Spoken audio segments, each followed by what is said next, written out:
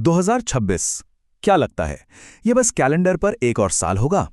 ज्योतिष और अंक ज्योतिष की माने तो जी नहीं, बिल्कुल नहीं।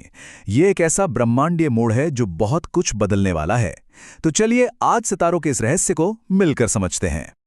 ये सिर्फ एक कहने की बात नहीं है, ये वाकई हमारी सामूहिक सोच में, हमारी चेतना में एक बहुत बड़ा बदलाव है। एक ऐसी एनर्जी तैयार हो रही है जो व्यक्तिगत और दुनियावी दोनों स्तरों पर बड़े बड़े बदलावों की नींव रख रही है। तो आखिर 2026 में ऐसा क्या खास है? असल में इसमें दो बहुत पावरफुल चीजें मिल रही हैं। एक तरफ है वैदिक अंक ज्योतिष की भावनात्मक समझ और दूसरी तरफ है पश्चिमी ज्योतिष का क्रांतिकारी इनोवेशन। मतलब ये वो साल है जब दिल दिमाग से मिलेगा और भावनाएं नई सोच से जुड़ेंगी। इस बदलाव को ठीक से समझने के लिए 2025 से इसकी तुलना करते हैं। देखिए, 2025 का पूरा फोकस था लॉजिक पर, सुधार पर, पैसों के मैनेजमेंट पर। लेकिन 2026 ये कहानी पूरी तरह पलट देता है। अब फोकस शिफ्ट हो रहा है इमोशनल हार्मोनी पर, डिप्लोमेसी पर और इंसानी जुड़ाव पर। ये दिमाग से दिल की तरफ एक बहुत बड़ा शिफ्ट है। अब बात करते हैं उन बड़े, धीरे चलने वाले ग्रहों की। ये वो ग्रह हैं जो सिर्फ हम पर नहीं, पूरे की पूरी पीढ़ी पर असर डालते हैं। और जब ये अपनी चाल बदलते हैं तो समाज में बदलाव की एक जबरदस्त लहर आती है। ये वो बदलाव हैं जो हमारी पर्सनल लाइफ से लेकर ग्लोबल स्टेज तक हर चीज को एक नई दिशा देते हैं। तो 2026 में हो क्या रहा है? तीन बड़े खिलाड़ी अपनी जगह बदल रहे हैं। नेपच्यून और शनि दोनों ही मेष राशि में आ रहे हैं। इसका मतलब है कि फोकस मैं पर और मेरी जिम्मेदारियों पर होगा। वहीं यूरेनस मिथुन राशि में जा रहा है, जो कम्युनिकेशन और टेक्नोलॉजी में एक क्रांति लाने का वादा करता है। ये सब मिलकर एक बिल्कुल नई एनर्जी का मंच तैयार कर रहे हैं। और अब आते हैं इस दशक की सबसे बड़ी, सबसे पावरफुल ज्योतिषीय घटना पर। नाम है मैजिक ट्रायंगल। ये कोई मामूली ग्रहों का योग नहीं है। ये प्लूटो, नेपच्यून और यूरेनस के बीच एक ऐसा तालमेल है जो इनोवेशन, क्रिएटिविटी और पॉजिटिव बदलाव के लिए एक सुनहरा मौका बना रहा है। ज्योतिष की दुनिया में इसे हमारी जिंदगी की सबसे महत्वपूर्ण घटनाओं में से एक माना जा रहा है। तो ये मैजिक ट्रायंगल काम कैसे करता है, इसे 3 हिस्सों में समझते हैं। कुंभ राशि में बैठा प्लूटो हमारे समाज के तौर तरीकों को बदल रहा है। मेष राशि में नेपट्यून हमें अपने सपनों के पीछे जाने के लिए हिम्मत दे रहा है। और मिथुन राशि में यूरेनस वो आइडियाज और कम्युनिकेशन में जबरदस्त कामयाबी की चिंगारी लगा रहा है। ये तीनों मिलकर एक ऐसी ताकत बना रहे हैं जो हमें अपना भविष्य खुद बनाने के लिए कह रही है। अच्छा, ग्रहों की बड़ी बड़ी बातें तो हो गईं। अब जरा जमीन पर उतरते हैं और साल के वाइब को समझते हैं अंक ज्योतिष से। वैदिक अंक ज्योतिष हमें 2026 के इमोशनल कैरेक्टर के बारे में एक बिल्कुल अलग नजरिया देता है, जो दिल, हार्मनी और कुछ छिपे हुए प्रभावों पर रोशनी डालता है। वैदिक अंक ज्योतिष में तरीका बड़ा सीधा है। साल के नंबरों को जोड़ दो।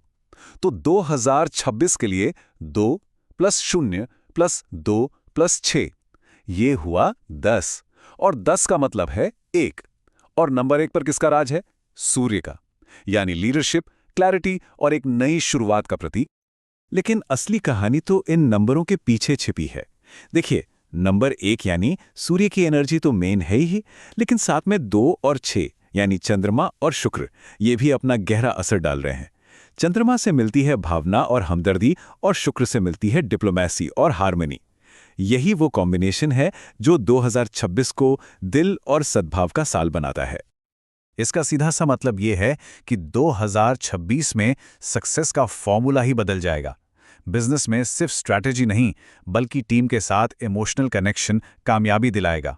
रिश्तों में एक दूसरे को गहराई से समझना बहुत जरूरी होगा।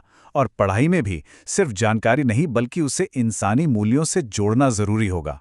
इमोशनल इंटेलिजेंस यानी भावनाओं को समझने की काबिलियत हर फील्ड में सबसे बड़ी ताकत बन जाएगी। यहीं पर एक बहुत जरूरी सवाल उठता है, जब इमोशंस इतने पावरफुल हों तो क्या ये हमेशा अच्छे के लिए ही इस्तेमाल होते हैं? यही हमें 2026 के दूसरे पहलू यानी इसके शैडो साइड पर भी ध्यान देना होगा। और यहीं पर वो छिपे हुए असर वाली बात सामने आती है।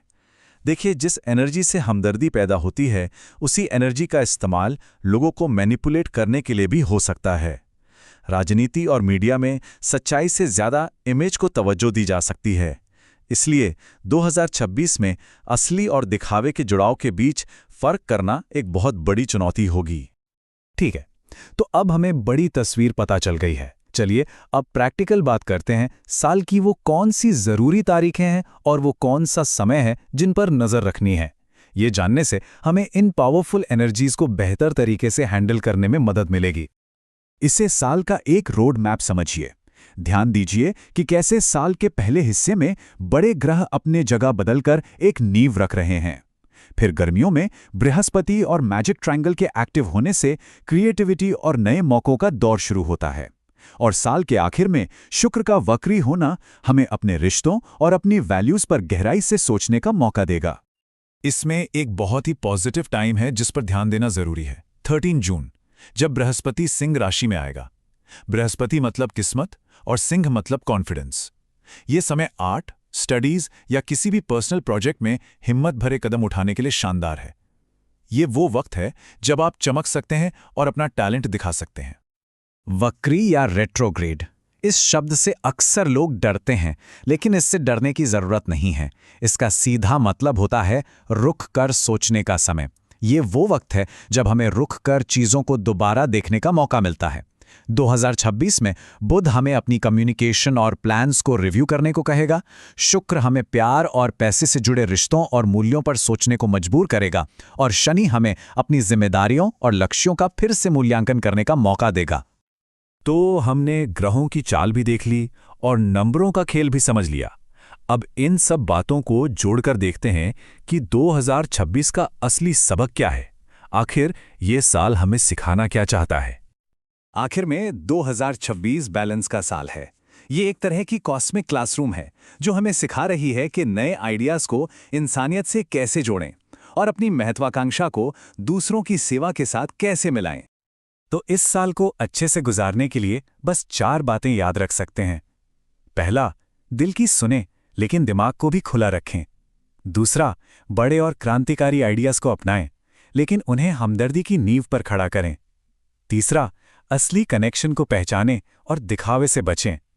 और चौथा, ये समझें कि इस साल की असली ताकत इमोशनल समझदारी में ही छिपी है। तो देखिए, 2026 एक मौका है, एक निमंत्रण है नया सोचने का, खुद को हील करने का और खुद को गहराई से जानने का। ये दिल और दिमाग को एक साथ लाने की चुनौती है। अब आखिरी सवाल ये है कि दुनिया इस बदलने वाली एनर्जी का इस्तेमाल सामूहिक रूप से कैसे करेगी। इसका जवाब तो खैर आने वाला वक्त ही देगा।